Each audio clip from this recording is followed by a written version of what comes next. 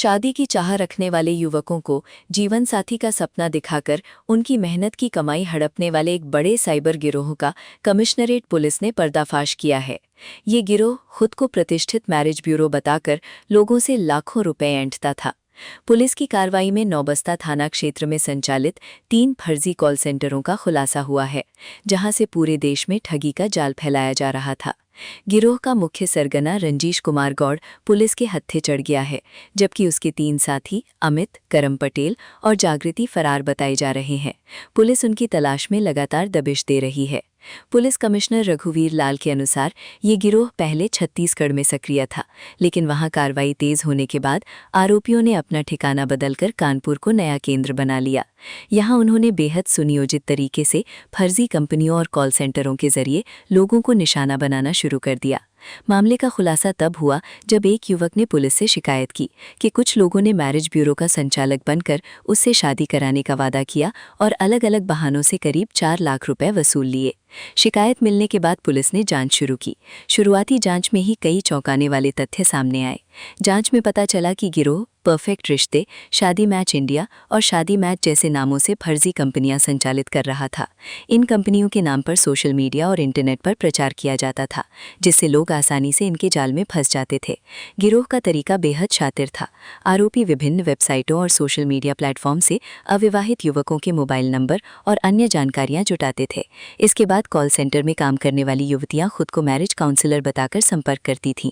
शुरुआत में शादी के लिए अच्छे रिश्तों का भरोसा दिया जाता था। जब सामने वाला व्यक्ति बातचीत में दिलचस्पी दिखाता था तो उसे registration, profile verification, processing fees और अन्य शुल्क के नाम पर रकम वसूली जाती थी। कई मामलों में ये रकम लाखों रुपए तक पहुंच जाती थी। पुलिस जांच में ये भी सामने आया कि गिरोह आधुनिक तकनीक का इस्तेमाल कर रहा था।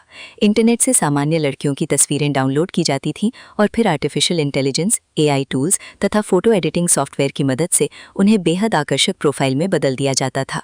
इसके बाद कॉल सेंटर में काम करने वाली टेलीकॉलर युवतियां अलग अलग मोबाइल नंबरों से खुद को वही लड़की बताकर पीड़ित युवकों से बात करती थीं। प्यार भरी बातचीत और भरोसे का माहौल बनाकर उन्हें इस कदर फंसाया जाता था कि वे बिना किसी शक के मोटी रकम भेज देते थे। पुलिस ने नौबस्ता इलाके में संचालित 3 कॉल सेंटरों पर एक साथ छापेमारी की। कार्रवाई के दौरान वहां मौजूद 23 युवतियों को हिरासत में लेकर पूछताछ शुरू की गई है। पुलिस ये पता लगाने का प्रयास कर रही है कि इनमें से कौन-कौन इस पूरे नेटवर्क का हिस्सा था और किसकी भूमिका केवल नौकरी तक सीमित थी। मुख्य आरोपी रंजीश कुमार गौड़ से भी गहन पूछताछ की जा रही है। पुलिस को उम्मीद है कि उससे पूछताछ में गिरोह के कई अन्य सदस्यों और देश भर में फैले नेटवर्क के बारे में अहम जानकारियां मिल सकती हैं। छापेमारी के दौरान पुलिस ने भारी मात्रा में इलेक्ट्रॉनिक उपकरण और दस्तावेज बरामद किए हैं। मौके से 43 keypad mobile phone, 13 Android smartphone, 3 desktop computer, 5 QR code, 40 register, 10 ATM card, 8 chequebook और प्रचार सामग्री जब्त की गई है। इसके अलावा जांच में गिरोह के 11 बैंक खातों की जानकारी भी सामने आई है। इनमें bank of Baroda, UCO bank, Punjab national bank, भारतीय स्टेट बैंक, इंडियन बैंक और कैनरा बैंक समेत कई बड़े बैंकों के खाते शामिल हैं। पुलिस को आशंका है कि इन खातों के जरिए देश भर के लोगों से ठगे गए करोड़ों रुपए का लेन देन किया गया है। पुलिस अधिकारियों का कहना है कि गिरफ्तार आरोपी और हिरासत में ली गई युवतियों से पूछताछ के आधार पर पूरे नेटवर्क को ध्वस्त करने की कार्रवाई जारी है। फरार आरोपियों की तलाश में टीमें लगाई गई हैं। साथ ही बैंक खातों और डिजिटल लेनदेन की गहन जांच की जा रही है। पुलिस ने लोगों से अपील की है कि किसी भी मैरिज ब्यूरो या ऑनलाइन रिश्ते की सेवा का उपयोग करने से पहले उसकी विश्वसनीयता की पूरी जांच करें और किसी अनजान व्यक्ति के कहने पर पैसे ट्रांसफर करने से बचें, क्योंकि शादी का सपना दिखाकर साइबर ठग अब नई तकनीक और AI की मदद से लोगों को अपना शिकार बना रहे हैं। 3 फर्जी मैट्रिमोनियल कॉल सेंटर पर रेड करी गई थी, जिसमें 23 लड़कियां और एक लड़के को अरेस्ट किया गया है। रंजीश नाम का लड़का है, ये छत्तीसगढ़ भिलाई का रहने वाला है और यहाँ पर फर्जी उन्होंने 3 कंपनियां खोल रखी थी शादी मैचिंग के लिए, और इसमें लोगों से भारी मात्रा में साइबर ठगी की जा रही थी। उनसे पैसा ऐंठा जा रहा था और इनके करीब 11 बैंकों में खाते मिले हैं, जिसमें 41 लाख रुपए का ट्रांजैक्शन मिला है और खातों की जांच पड़ताल की जा रही है। भारी मात्रा में इनके रजिस्टर और पूरा डिटेल मिला है। इनके कीपैड्स और मोबाइल फ़ोन बरामद हुए हैं, जिनकी टीम द्वारा जांच पड़ताल की जा रही है। और यहाँ पर कानपुर में एक 4 लाख रुपए का साइबर ठगी का एक आरोप लगा था, जिसकी जांच पड़ताल के बाद से NCRP पोर्टल पर 3 कंप्लेंट भी मिली थी और कई नंबरों की एक ही लोकेशन होने पर साइबर टीम द्वारा स्टडी की गई है और उसके बाद ये 3 जो कॉल सेंटर हैं ये बस्ट हो पाए। सर, किस तरीके से लोगों को ठगी करते थे? इसमें 3 लोग 3 लोग अभी फरार हैं, एक पकड़ा जा चुका है और 23 जो लड़कियां इस कॉल सेंटर में काम कर रही थी, तो उनसे पूछताछ करने के बाद फिलहाल उनको छोड़ दिया गया है। किस तरीके से लोगों को ठगी किया करते थे? किस तरीके से लोगों से ठगी करते थे? ये लोगों को कॉल करके फेसबुक के माध्यम से, सोशल मीडिया के माध्यम से लोगों से जो शादी के इंटरेस्टेड होते थे, उन पे लड़कियों का फ़ोटो भेजते थे।